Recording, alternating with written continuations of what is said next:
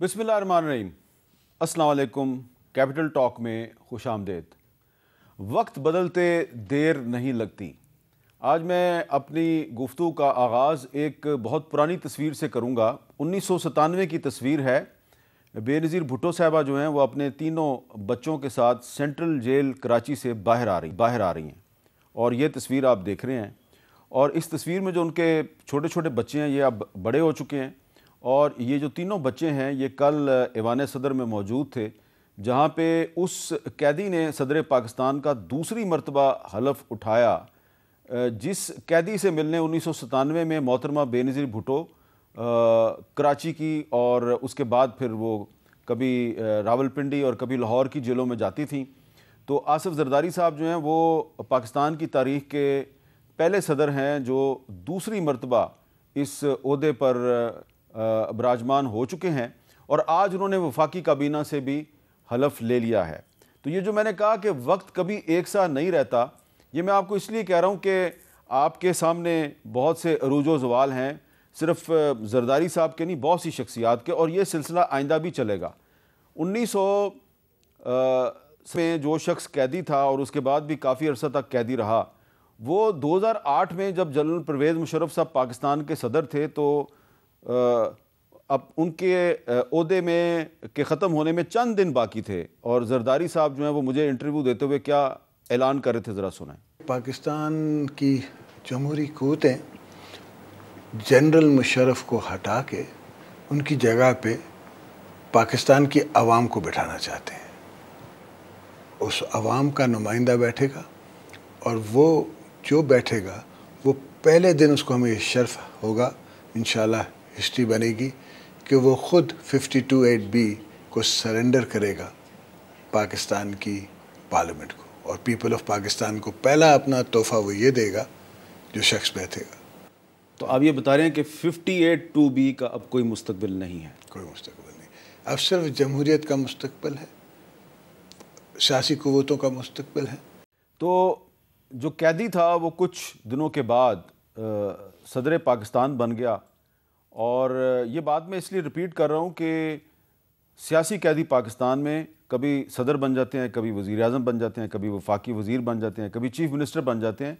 और ये पिछले दिनों आपने देखा कि बहुत से जो माजी के सियासी कैदी हैं वो मुख्तलिफ़ ओहदों पे फाइज़ हो चुके हैं। और जब जरदारी साहब जो हैं वो सदर बन गए और पीपल्स पार्टी के कारकुन नारा लगाते थे एक जरदारी सब पे भारी, तो जरदारी साहब जो हैं उन्होंने ये ऐलान किया कि ये नारा ना लगाया जाए। आसिफ अली जरदारी किसी पे भारी नहीं। ठीक है, मैंने ये नारा पार्टी में भी बैन किया है। आज मैं आपके वसूस से आपके प्रोग्राम में पीपल्स पार्टी को और पाकिस्तान की पूरी आवाम को ये कहना चाहता हूँ कि आसिफ जरदारी किस पे भारी नहीं। आसिफ जरदारी जो है उसकी कब्र पे यही लिखा जाएगा, Here lies the servant of the people. Servant of the people. Servant of the people. चलिए, आपने आजी का मुजाहरा किया? नहीं, आजी का मुजाहरा नहीं किया। काम करेंगे और अपनी कब्र पे एहसान करेंगे, किसी और पे काम एहसान नहीं करेंगे।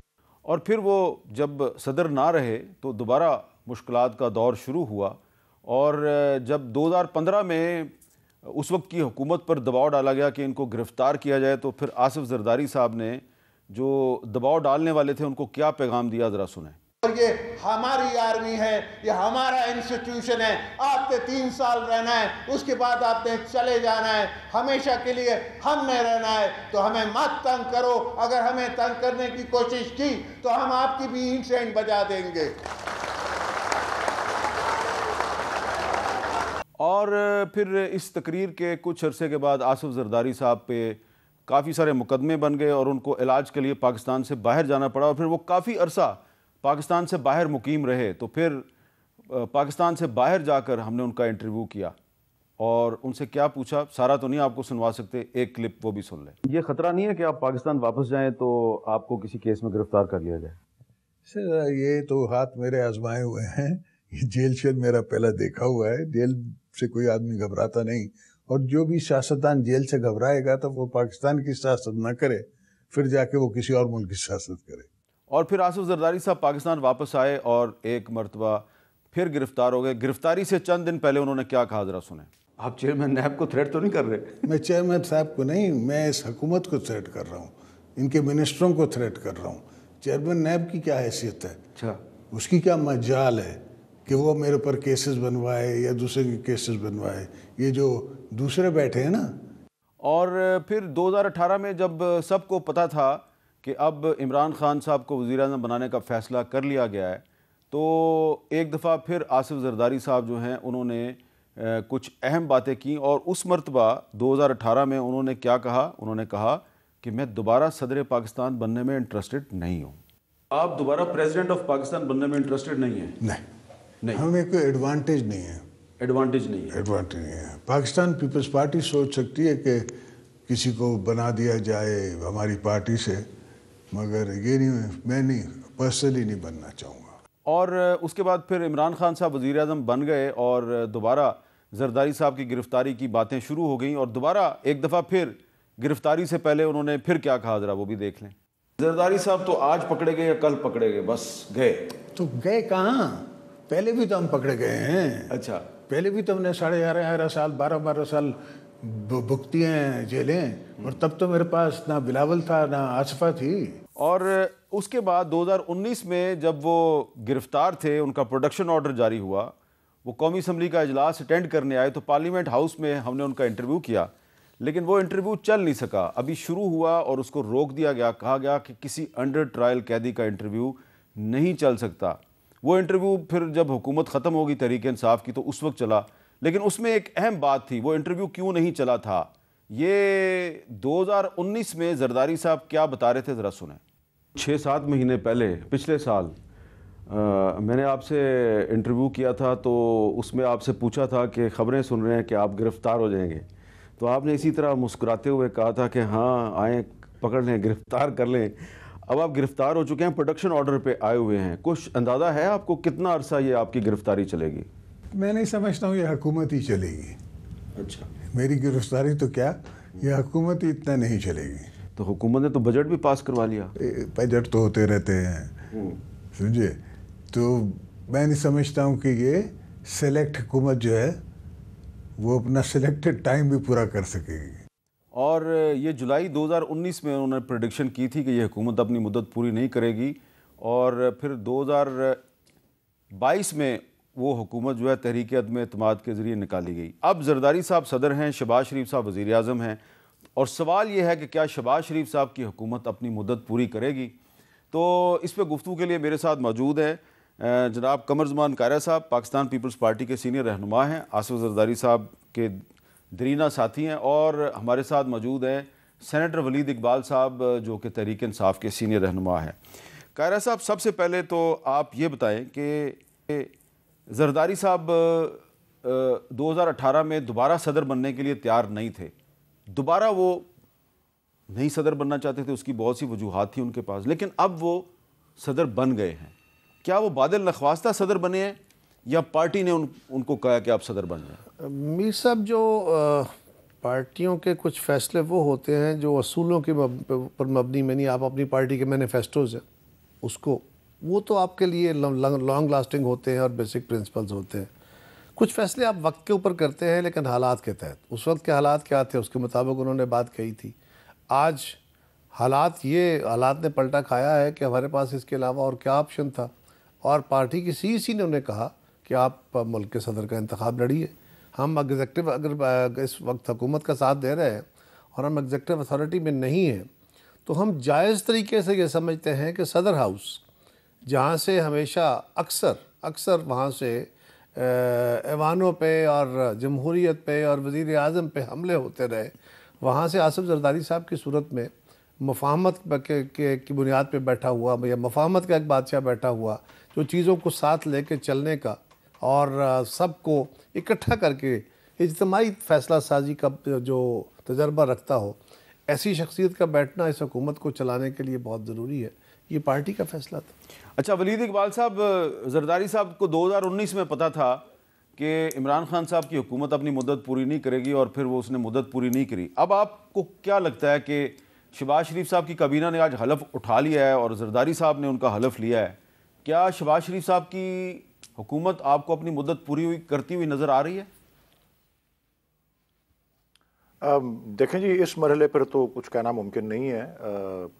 ये बात ज़रूर है, हमारा मौक़िफ़ इस पे बड़ा वाज़ेह हल्फ बर्दारी की तकरीब के बाद भी, कि जो रिलीज़ जारी हुई है PTI की तरफ से, कि ये सब जाली मैंडेट की पैदावार हैं। फॉर्म 47 की पैदावार गवर्नमेंट है और बिल्कुल हट धर्मी और बेशर्मी से इन्होंने, और मैं क्योंकि ख़ुद भी कुछ दिन पहले गया हुआ था ये वोटिंग वाले दिन नेशनल असम्बली के हॉल में सदारती इंतखाब में वोट डालना, अभी तक उनके इतने सारे नुमाइंदे ऐवान में हैं, ये जो इस वक्त की कोalition बनी हुई है, जिनके चेहरों और बॉडी लैंग्वेज से लगता है कि उनको पता है वो हारे हुए हैं, और दुनिया भी जानती, पाकिस्तान के अंदर भी और पाकिस्तान के बाहर भी सबको पता है। तो ये एक जाली मैंडेट की पैदावार है और इसको मुसल्लत जो है वो इस तरह से कर दिया गया है, सदारती ओहदे को भी और ये बाकी वज़ीर आज़म और उनकी काबीना, हम इसको वही जो नाजायज़ और गैर आइनी जो निगरान हुकूमतें थीं उनका ही एक तसलसल जो है वो नज़र आ रहा है हमको। ये एक दूसरा कि ये भी नज़र आ रहा है इस तरफ के ज़ाती मुफादात की सियासत वाले तमाम एक तरफ खड़े हुए हैं और इस वक्त गवर्नमेंट में हैं, और MQM मिसाल के तौर पे वो तो कहती है कि जी हमारे लिए गवर्नमेंट में होना ऑक्सीजन की तरह है। ये मैंने उनकी लीडरशिप को खुद अपने कानों से कहते हुए सुना है।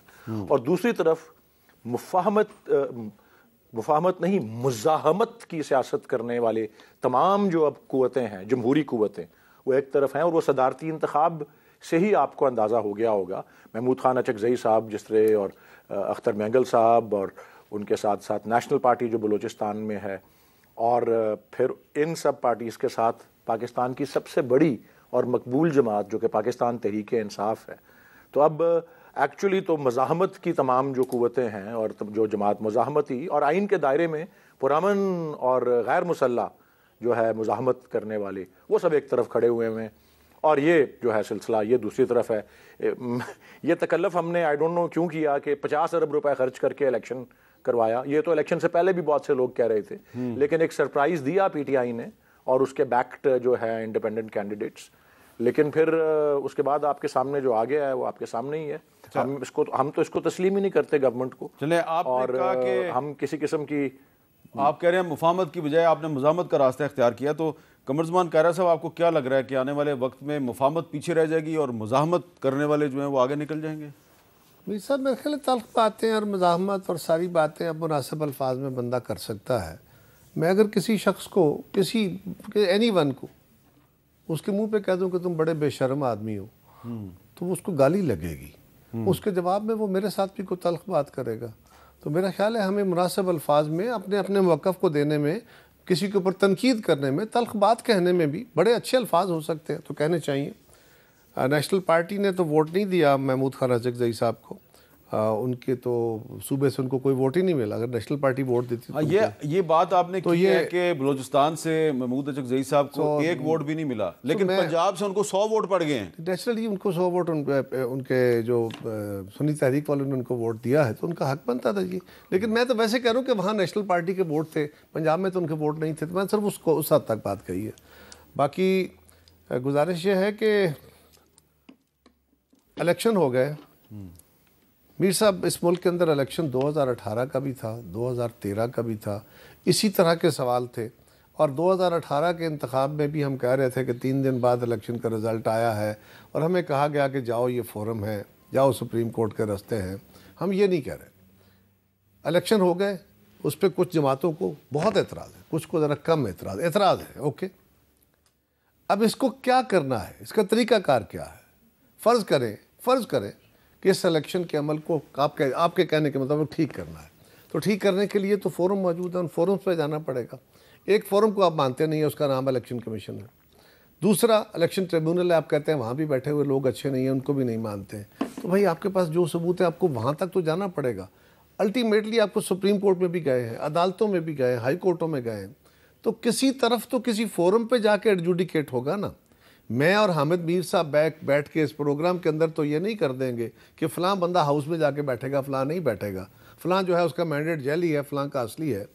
और तीसरी गुजारिश यह है कि फ़र्ज़ करें हमारे ये सुन्नी तहरीक वाले साथी जो हैं, सुन्नी तहरीक नहीं, सुन्नी इत्तेहाद कौंसिल, सुन्नी इत्तेहाद कौंसिल, हाँ, सुन्नी तहरीक एक अलग पार्टी। हाँ, ये ठीक आपने, थैंक यू फॉर करेक्शन।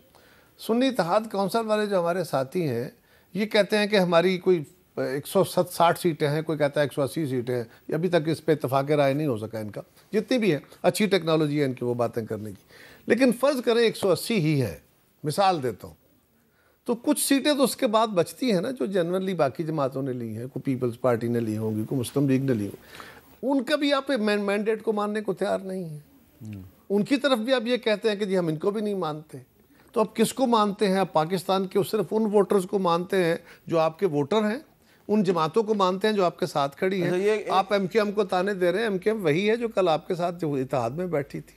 वैसे तो एमकेएम जो है वो काफ़ी सालों से हर पार्टी की हुकूमत में शामिल हो जाती है, लेकिन वलीद इकबाल साहब, अब खैबर पख्तूनख्वा में तो अली मीन गंडापुर साहब चीफ मिनिस्टर बन चुके हैं, आपकी पार्टी से उनका ताल्लुक है जी। तो एक सूबे में आपकी पार्टी की हुकूमत बन गई है, तो क्या वहाँ पे जो इलेक्शन हुआ है वो फेयर एंड फ्री था?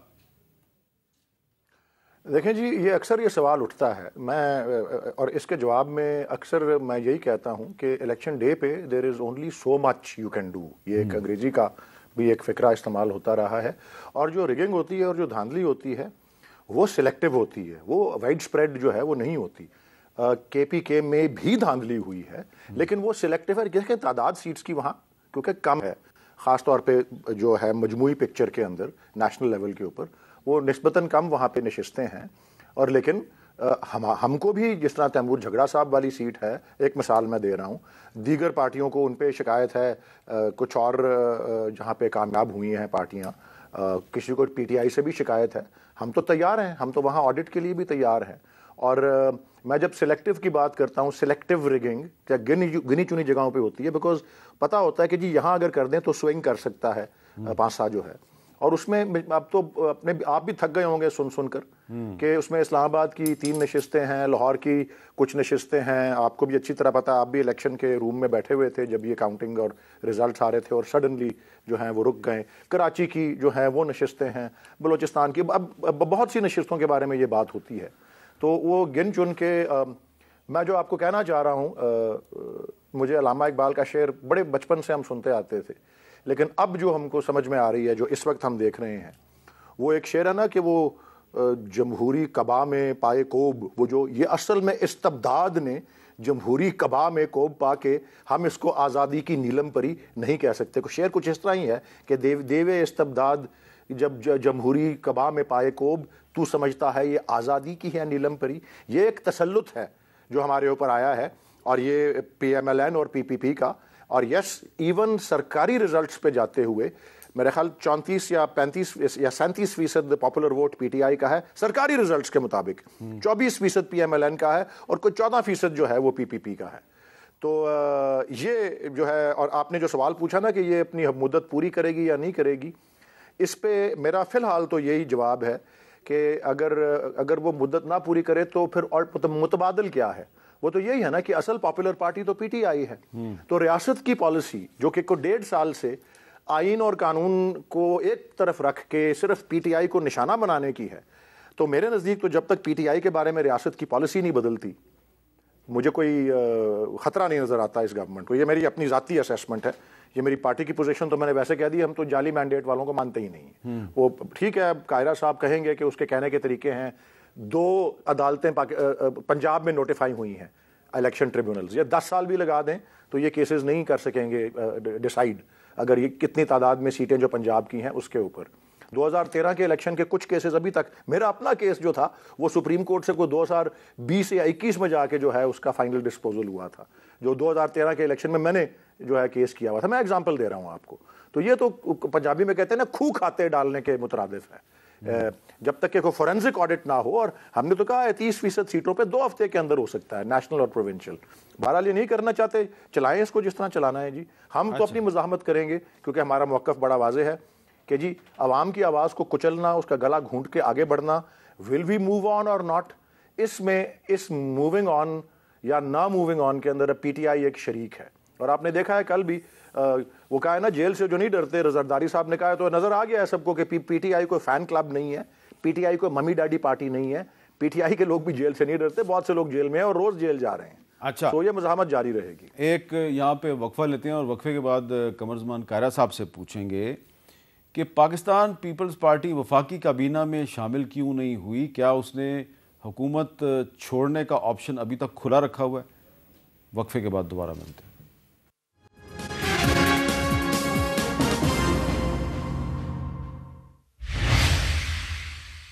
कैपिटल टॉक में खुशामदीद। कमर कह रहे साहब, अब सदर बन गए हैं जरदारी साहब, गवर्नर भी कम से कम 2 सूबों में शायद आ जाएं, पीपल्स पार्टी से उनका ताल्लुक़ होगा, और चेयरमैन सेनेट के बारे में भी सुन रहे हैं कि वो भी पीपल्स पार्टी का होगा, लेकिन आप वफाकी काबीना में शामिल नहीं हुए, क्या इसलिए कि बवक्त ज़रूरत बाहर भी जा सकें? मीर साहब, एक तो मैं गुजारिश करूँगा कि अल्लामा इकबाल ने बड़े आला अशार कहे हुए हैं, हमें बड़ी हदायतें दी हुई हैं, काश ये हमें 2018 में भी यही शेर याद आ जाते हैं, तो फिर और बातें होती और चीज़ें इस्लाह की तरफ चली जाती। चले वहाँ ना सही, अभी सही, अभी भी हमें इस्लाह की तरफ चले जाना चाहिए। और मैं अभी भी समझता हूँ कि आपको पॉलिटिकल फोर्सेस को बैठना होगा, वे फॉरवर्ड निकालना होगा, अभी का भी और आइंदा का भी, और सिवाय इसके और कोई रास्ते नहीं है। हाँ, आप कोशिश कर देखिए, हम मारे खा के ये सबक सीख चुके हैं, आप भी सीख जाएंगे। हाँ, दूसरी बात आपने बड़ी ख़ास मुस्कुराहट दिखाई, हमारे आप भी खा चुके हैं, हम भी खा चुके हैं ना, सबक आ चुके हैं। तो कुछ चीज़ें वो हैं जो आपको किताबों से या समझाने से नहीं आती, वो वक्त से आती हैं। जहाँ तक ताल्लुक़ हुकूमत का है, आपने फरमाया हम हुकूमत में नहीं आए, नहीं मीर साहब, इस वक्त ये लगी रही है लैयर या ये चौंचले नहीं चल सकते। इस वक्त इस हुकूमत को चलाना है, हमारे पास इस वक्त कोई और ऑप्शन नहीं है। या तो इस असम्बली से और कोई हुकूमत बन नहीं सकती, अगर नहीं बन सकती तो फिर क्या करना है? फिर आप इसी गवर्नमेंट को चलाइए या नए इंतखाब की तरफ जाइए। क्या नया इंतखाब इन सूबाई हुकूमतों की मौजूदगी में कोई काबिल अमल इंतखाब आ पाएगा, काबिल एतबार इंतखाब आ जाएगा, कोई ऐसा इंतखाब हो जाएगा जिस पर हम इत्तफाक कर? आपने कहा कि इस हुकूमत को चलाना है, तो खालिद मकबूल सिद्दीकी साहब आज काबीना में शामिल हो गए, चौधरी सालिक हुसैन साहब शामिल हो गए, अलीम खान साहब शामिल हो गए, आप क्यों नहीं हुए? मैं उस पर आने लगा हूँ। तो हम सिंपल बात यह है कि हम अगर तो ये हो के छोड़ के जाना है तो इसलिए शामिल नहीं हुए, तो वो शामिल होने के बाद भी छोड़ा जा सकता है, उसमें तो कोई कदगन नहीं होती, आपको कोई हथकड़ियाँ तो नहीं लगी होती ना। हम गवर्नमेंट में बैठे भी हों और हम कहें जी थैंक यू वेरी मच, हम जा रहे हैं, और हम ना बैठे हों तो भी हम कह सकते हैं। लेकिन मैंने पहले अर्ज़ की ना कि ये अब ऑप्शन है नहीं।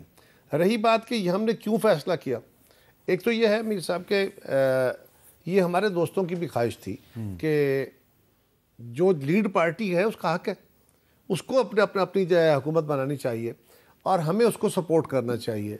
और कोalition लीड पार्टी तो पीएमएलएन तो नहीं थी लीड पार्टी, सर नहीं थी, तो वो इंडिपेंडेंट्स थे, वो बना लेते, वो किसी के साथ बैठने को तैयार नहीं है। हाँ। अकेले उनकी हुकूमत नहीं बन सकती, तो आपकी मजबूरी है ना, हालात ने आपको इस जबर में बिठा दिया। अगर उनके पास हुकूमत बन सकती तो बना लेते। तो वो हालात के जबर के तहत पीएमएलएन एक लीड पार्टी बन गई। सर लीड पार्टी बन गई, लीड पार्टी के साथ आप चल रहे हैं, अब आप क्या कर सकते हैं? आप हुकूमत में शामिल हों, एक बड़ी काबीना बने। हमने कहा आप हमें नहीं कहते, हम नहीं बनते, ओके, आपकी भी ख्वाहिश है, हम भी नहीं बनते, आप छोटी काबीना के साथ हुकूमत चलाइए, पाकिस्तान के फ़ैसले कीजिए। मुख्तलिफ जमातें जब इकट्ठी हो जाती है ना काबीना के अंदर, तो कुछ लोगों का ख्याल है कि इससे फ़ैसला साजी में डिले होता है। हमारा तजर्बा इससे बहुत मुख्तलिफ है मीर साहब। हमने 2008 से 2013 की कोalition गवर्नमेंट में पाकिस्तान की रिकॉर्ड लेजिस्लेशन की हुई है, मुतनाज़ा तरीन इशूज़, जिसमें NFC है, जिसमें 18वीं तरमीम है, जिसमें कौमों के हकूक़ हैं, जिसमें आगाज़ हकूक़ बलूचिस्तान है, बेशुमार काम है जो किए हुए हैं, और वो कमज़ोर हुकूमत ने किए थे, वो कोalition गवर्नमेंट ने किए थे, अब भी होंगे इंशाल्लाह, आप देखेंगे। तो बिल्कुल ऐसा कोई मसला नहीं है, हमने उनको फैसिलिटेट किया, उनकी ख्वाहिश पूरी की। अच्छा, तो वलीद इकबाल साहब, ये भी एक बड़ा अहम सवाल है कि इलेक्शन के जो नताइज हैं उस पर आपके काफ़ी तहफ़्फ़ुज़ात हैं, लेकिन इसके बावजूद आपकी पार्टी जो है उसको अक्सरियत हासिल थी। मुस्लिम लीग नून दूसरे नंबर पे थी, पीपल्स पार्टी तीसरे नंबर पे थी, लेकिन आप जो हैं वो पीपल्स पार्टी के साथ बैठने के लिए तैयार नहीं थे, लिहाजा पीपल्स पार्टी ने मुस्लिम लीग नून को सपोर्ट कर दिया। तो क्या इसमें आप समझते हैं कि आपकी तरफ से जो है वो जो रवैया इख्तियार किया गया उसकी वजह से शहबाज शरीफ साहब वज़ीर आज़म बन गए? नहीं जी, वो एक महज एक रवैया नहीं था, वो एक ऐसी एक नज़रिया और एक रियलिटी है। देखिए जी, आप देखें आयरनी कैसी है तारीख़ की कि PTI जब उसकी बुनियाद रखी गई और कितने साल 2 दहाइयाँ इमरान खान साहब जद्दोजहद करते रहे, लोग उनका मजाक उड़ाते रहे, कभी कोई 0 सीट मिली, कभी कोई 1 सीट मिली, लेकिन सारा वक्त मौक़िफ़ यही था कि जी ये जो 2 पार्टी सिस्टम है और ये जो एक तरह का फिर बाद में ये समझौता एक्सप्रेस के अल्फाज भी, और उन्होंने कहना शुरू किया कि मैं एक गेंद से 2 विकेटें गिराऊंगा, और वो सारा कुछ हमारे सारा वजूद, हमारी सारी एग्जिस्टेंस जो है और आइडियोलॉजी जो है वो खड़ी हुई है कि इस 2 पार्टी सिस्टम के अंदर एक थर्ड एंट्रेंट, ये जिसको new kid in the block कह लें, और ये और जिस तरह से भी कि इनको जो है, क्योंकि ये इस लायक नहीं है, और इन्होंने जिस तरह से मुल्क के साथ किया है और अपनी ज़ाती जो है असासों में जो इजाफे हुए हैं बैरून मुल्क, जिसके लिए कोई एक्सप्लेनेशन, कोई मनी ट्रेल, कोई कुछ नहीं, जिस तरह से मनी लॉन्ड्रिंग हुई है, और फिर जैसे ही PDM गवर्नमेंट आई उन केसेस को ख़त्म कर दिया गया। अरबों रुपए की, ये 1100 अरब रुपए के, आई थिंक ये फिगर कई दफ़ा इमरान खान साहब बोल चुके हैं, या के पहले तो उन्होंने रेजीम चेंज के बाद ये सब कुछ किया। तो ये तो इसके बैकग्राउंड में है कि अपना सारा मौक़िफ़ हम डिस्ट्रॉय कर दें इनके साथ बैठ के। एक बात ये, दूसरी ये कि फिर आप देखें इलेक्शन में क्या हुआ, और इलेक्शन के पूरे प्रोसेस में कि सारी पार्टियों को खुलेआम मतलब इलेक्शन अपनी मुहिम, पोलिंग, सब कुछ, कैंपेन, सब कुछ करने की इजाज़त, और PTI मुसलसल उसका निशाना। अगर जमहूरियत के इतने बड़े अलमबरदार थे, किसी ने एक ने नहीं स्टैंड लिया। मैं तो मियाँ साहब को ख़ास तौर पे, क्योंकि वो सबसे बड़े इसके बेनिफिशरी बन के इम्पोर्ट हुए थे वापस पाकिस्तान, उनको मैंने कहा कि जी ये वक्त है स्टैंड लेने का, आप कहें लेवल प्लेइंग फील्ड दें, निशान हमारा छिना, वो सब कुछ हुआ। लेकिन उसके बाद फिर आप ये देखें ये किस तरह का रिजल्ट आया, और उसमें भी जो हुआ, हमें तहफ़्फ़ुज़ात हैं। हम इनके साथ इसलिए भी नहीं बैठना चाहते। सारे बैकग्राउंड को मैं पेश करने के बाद ये कहूँगा कि बिल्कुल अगर आप हाल ही का देखें कि यही तो सारे बेनिफिशरीज हैं उसके, और उसमें मैं बता दूं ज़्यादा PMLN और MQM 3 का नाम लिया है खान साहब ने पुरजोर तरीके से, PMLN और MQM, और तीसरे नंबर पे यस PPP की अपनी वोट बैंक सिंध में है, एक्नॉलेज किया, हम करते हैं, लेकिन उस तरह अर्बन सिंध में उनको नहीं। वो जो डॉक्टर आरिफ अलवी वाली सीट है जिस पे इनके कोई थर्ड आने वाले को फर्स्ट कर दिया गया है, तो वो जो बेनिफिशरीज भी हैं वो पहले अपने ऐसे लोग ढूंढे जो जिस तरह हाफिज़ नईमुर रहमान साहब जैसे हैं जमाते इस्लामी वाले, या GDA ने जिस तरह की पोजीशन ली है, या जिस तरह मुस्तफ़ा नवाज खोखर साहब ने कहा है कि उनको पता है, वो खुद तो नहीं जीते, उनको पता है असल में कौन जीता हुआ था। तो क्यों हम इनके साथ बैठे जब तक ये खुद नहीं इस बात को तस्लीम करते कि ये किस चीज़ की पैदावार है, और वो अपने जो है हमारा जो मैंडेट, और फिर जिस तरह पॉलिटिकल प्रिजनर्स, ये जब मखसूस नशिस्तों की बारी आई तो वो हमारे और इलेक्शन कमीशन के दरमियान एक मामला था, ये खुद उसमें जंप इन कर गए। इससे पहले के कायरा साहब ये स्टेज था सारा कुछ, 5 दिन वो करती रही। आपसे करूंगा, इलेक्शन आपकी सारी बातें ठीक है, लेकिन इस सारी गुफ्तगू में आप मौलाना फजलुर रहमान साहब का नाम भूल गए हैं। आप उनके साथ किस नजरिए की बुनियाद पर बैठने के लिए? उन्होंने फैसला नहीं किया अभी तक ना जी। अच्छा, उन्होंने फैसला नहीं किया। लेकिन मैं सिर्फ ये अर्ज करना चाह रहा था, एक छोटी थोड़ी सी भी नेक नियति इन पार्टीज ने दिखानी होती तो वो इलेक्शन कमीशन के साथ जाके पार्टी ना बन जाते मखसूस नशिस्तों के छीने जाने पर। मैं आपको हामिद साहब अपने पूरे कानून और आइन के नॉलेज से ये बता सकता हूं कि वो सीटें हमें मिले या ना मिले, आइन में कोई गुंजाइश ही नहीं है कि वो किसी और पार्टी को दे दी जाए। वो इस तरह ही है कि जी किसी शख्स ने 40-50 नंबर का पर्चा अटेम्प्ट किया है, इतने ही सवाल किया जिसके 50 नंबर मिलते हैं, उसको 70 नंबर उठा के आप किस तरह दे सकते हैं? आइन में गुंजाइश नहीं, और कानून और आइन में गुंजाइश थी, और अभी हमने उससे चैलेंज किया हुआ है, लेकिन वो उसमें सदारती इंतखाब भी गुजर जाएगा, सेनेट का इंतखाब भी गुजर जाएगा, जो सारा कुछ इन्होंने कट करना है PTI को डाउन टू साइज वो गुजर जाएगा। तो कोई नेक नियति तो इन्होंने दिखाई ही नहीं है अपने कॉन्ट्रैक्ट से, बल्कि उसका उलट दिखाया है। ये तो उस सारे प्रोसेस का हिस्सा है ये पार्टीज, उस रियासती जबर का और उस जमहूरियत के कत्ल का ये हिस्सा खुद बने रहे हैं। एक मैंने वक्फा लेना जी, वक्फे के बाद मैं दोबारा आता हूं।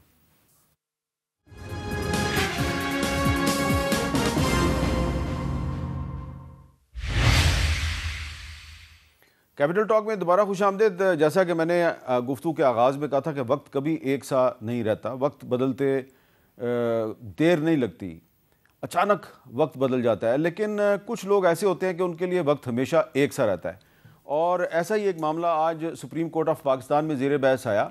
एक सहाफ़ी हैं असद तूर साहब, जब इमरान खान साहब की हुकूमत थी तो उस वक्त भी उन पर FIA ने बहुत से मुकदमे बनाए थे और उनके घर में घुस के उनको मारा भी गया। तो उस ज़माने में जो सुप्रीम कोर्ट में एक केस टेकअप हुआ था, उसकी जो समाअत है वो अब दोबारा शुरू हो गई है। वो असद तूर साहब जो हैं, उन्हें अब इस दौरे हुकूमत में भी FIA की तरफ से मुकदमात का सामना है और वो गिरफ़्तार हैं। तो उस पर आज चीफ जस्टिस काजी फायज़ ईसा साहब और अटॉर्नी जनरल साहब और IG इस्लामाबाद और FIA के हुकाम के दरमियान क्या गुफ्तगू हुई। जस्टिस साहब ने कहा कि IG साहब, पूरा मुल्क आपकी कारकर्दगी देख रहा है, आपके रवैये से लगता है कि आप मुजरमों की सहूलतकारी कर रहे हैं, किसी सहाफ़ी को भी गोली मार दो, किसी पर तशद्दुद करो, किसी को उठा के ले जाओ, सेफ सिटी कैमरे ख़राब हो जाते हैं। अटॉर्नी जनरल साहब से पूछा ये किस किस्म के IG हैं, इनको हटा देना चाहिए। ये चीफ जस्टिस साहब ने बरहमी का इजहार किया। असद तूर के ख़िलाफ़ मुकदमे में संगीन नौयत की दफ़ात आयद की गई हैं, तो ये हसास मालूमात समेत दीगर दफ़ात का इतलाक़ कैसे होता है। यहाँ पे अटॉर्नी जनरल ने कहा कि असद तूर की FIR में इलेक्ट्रॉनिक क्राइम्स एक्ट की रोकथाम की कुछ दफ़ात का इतलाक़ तो बनता ही नहीं था, ये अटॉर्नी जनरल ने कहा। जबकि इंक्वायरी नोटिस में लिखा गया है कि अदलिया के ख़िलाफ़ मुहिम पर इनको तलब किया जा रहा है, और FIR में अदलिया के ख़िलाफ़ मुहिम का जिक्र तक नहीं। तो चीफ जस्टिस ने कहा यह अदलिया के कंधे पर रख के बंदूक चलाई गई है, क्यों ना FIA को तौहीन अदालत का नोटिस दें। सुप्रीम कोर्ट के किसी जज ना रजिस्ट्रार ने FIA को शिकायत की तो सुप्रीम कोर्ट का नाम इस्तेमाल करके तासुर दिया गया जैसे अदलिया के कहने पे कार्रवाई हुई। इस तरह तो आप अवाम में अदलिया का इमेज ख़राब कर रहे हैं, ये चीफ जस्टिस साहब ने हुकूमत को कहा। तो अब सवाल ये पैदा होता है कायरा साहब कि जिस किस्म के मुकदमे इमरान खान के दौर में बन रहे थे वैसे ही मुकदमे इस दौर में भी बनेंगे, तो इसकी कुछ ना कुछ जिम्मेदारी तो पीपल्स पार्टी को भी लेनी पड़ेगी। मीर साहब, हुकूमत जो भी हो, पहली बात तो यह है कि इस तरह के मुकदमात नहीं बनने चाहिए। हमें अपनी तरफ से ज़िम्मेदारियों का मुजाहरा भी करना चाहिए। ये बात भी दुरुस्त है कि हुकूमत हाई हैंडेडनेस का शिकार होकर ज़्यादती भी करती है। ताकतवरों का ऐसा स्टाइल रहा, माजी में भी रहा, अभी भी है। लेकिन हमें ये भी देखने की ज़रूरत है कि बहुत सारा काम हमारी तरफ से, इवन सहाफ़ियों की तरफ से भी कुछ चीज़ें करेक्शन की तलबगार हैं, उसका भी ख्याल करने की ज़रूरत है। एक बात है मीर साहब, मेरा और आपका इख्तलाफ हो सकता है, मुल्क में ना फौरी तौर पर कोई इनकलाब नहीं आ जाना। कुछ लोगों का ख्याल है कि हम कल इनकलाब की तरफ जा रहे हैं। जहाँ जहाँ इनकलाब आए हैं ना, वहाँ दहाइयों स्ट्रगल्स हुई हैं और किसी नज़रिए के मुताबिक हुई हैं, और फिर लाखों लोगों की शहादतें हुई हैं, तब जाके वो इनकलाब अपनी जगह पहुँचे हैं, वरना अनारकी के ऊपर ही मुंतज हुए हैं। अब देखने की ज़रूरत यह है कि हमें पाकिस्तान के हालात के मुताबिक उसको सामने रखते हुए जायज़ तरीके से क्रिटिसिज्म भी करना है, अपने हक़ भी मांगने हैं, जमहूरियत में भी आगे जाना है। मेरे भाई ने अभी बहुत सारी बातें की हैं, मैं उसकी तरफ नहीं जाना चाहता, लेकिन आइडियालॉजी ही अगर बातें करनी है खान साहब की, तो 2013 और 2018 में कहाँ थी वो आइडियालॉजी। 2022 तक तो वही आइडियालॉजी रही। 2022 में आके जब पोजीशनें बदली तो आप उसको एक नई आइडियालॉजी का नाम दे लीजिए, चले देर आयत दुरुस्त आयत। बट सवाल ये है कि 4 साल हुकूमत में रहे, वो कौन से 4 चांद है जो लगा दिए। पाकिस्तान के कोई एक अचीवमेंट आज तक नहीं बता सकते। मैं यही तो सवाल कर रहा हूँ कि जिस किस्म के मुकदमे इमरान खान के दौर में सहाफ़ियों पे बनते थे वैसे मुकदमे अब भी बन रहे हैं, फ़र्क क्या पड़ा है? मीर साहब, हमें तो बने बनाई मिले, लेकिन बन रहे हैं, इसमें कोई शक नहीं बनने चाहिए। और मैं ये भी साथ ही कह रहा हूँ कि हमें दोनों तरफ को चीज़ों को देखने की ज़रूरत है। ठीक है, जहाँ पे हमारे इदारों की, हमारी गवर्नमेंट की कुछ मजबूरियाँ हैं, हमारे सहाफ़ियों की भी मजबूरी, उन्होंने भी अपनी सहाफ़त करनी है और जायज़ तरीके से करनी है। कुछ चीज़ें कदगने, कुछ जायज़ बातें वो जो नहीं कहनी चाहिए, या उसके कहने का असलूब कुछ और होना चाहिए। आप लोग भी तो हैं, बहुत सारे सहाफ़ी हैं, बड़ी तल्ख़ बातें आप कहते हैं, बहुत तल्ख़ बातें आप कहते हैं, लेकिन आपको अब एक्सपीरियंस हो गया है कि तल्ख़ बातें कैसे कहनी है। तल्ख़ बात अगर आप TV पे नाम ही कहें तो फिर भी 9 महीने की पाबंदी लग जाती है हम पे, जैसे कि मैंने इसका कि ये बात दुरुस्त है, आप तो बहुत सारा भुगत चुके हैं, लेकिन हमारे बहुत सारे ऐसे जर्नलिस्ट हैं जो बड़ी तल्ख़ बातें कहते हैं, बशमूल आपके, लेकिन वो इस असलूब से कहते हैं कि वो कदगनों में नहीं। अच्छा, मेरे पास वक्त की कमी है, आपका बहुत शुक्रिया, और वलीद इकबाल साहब आपका भी शुक्रिया। मैं चलते चलते से वही याद दहानी कराऊंगा। शुरू में मैंने कहा था कि वाकई पाकिस्तान में कोई इनकलाब नहीं आने वाला, लेकिन 2015 में जिस आसिफ अली जरदारी ने यह कहा था कि आप 3-4 साल के लिए आते हैं, हमने यहीं पे रहना है, फिर वही आसिफ अली जरदारी साहब जो हैं वो दोबारा बार बार कैदी बने, बार बार वो पाकिस्तान के सदर बन जाते हैं। 13 साल और 7 महीने टोटल उनकी कैद बनती है। 13 साल 7 महीने कैद में गुजारने वाला बंदा जो है वो दोबारा सदर पाकिस्तान बन गया है। तो ये मैंने इसलिए कहा है कि कैदी जो है वो सदर भी बन जाता है, और कैदी जो है वो वज़ीर आज़म भी बन जाता है, और कैदी जो है वो फेडरल मिनिस्टर भी बन जाता है। लेकिन ये जो लोग सरकारी नौकरी में होते हैं ना, अपने आप को सियासतदानों से ज़्यादा ताकतवर समझते हैं, उनका अंजाम जो है उसको मज़ीद एक्सप्लेन करने के लिए मैं और कुछ नहीं कहूँगा। यही बार बार कहे जा रहा हूँ, वक्त बदलते देर नहीं लगती, इसलिए इसका ख्याल रखें, अल्लाह से डरें, अपने आप को खुदा मत समझें। इजाज़त दीजिए, अल्लाह हाफ़िज़।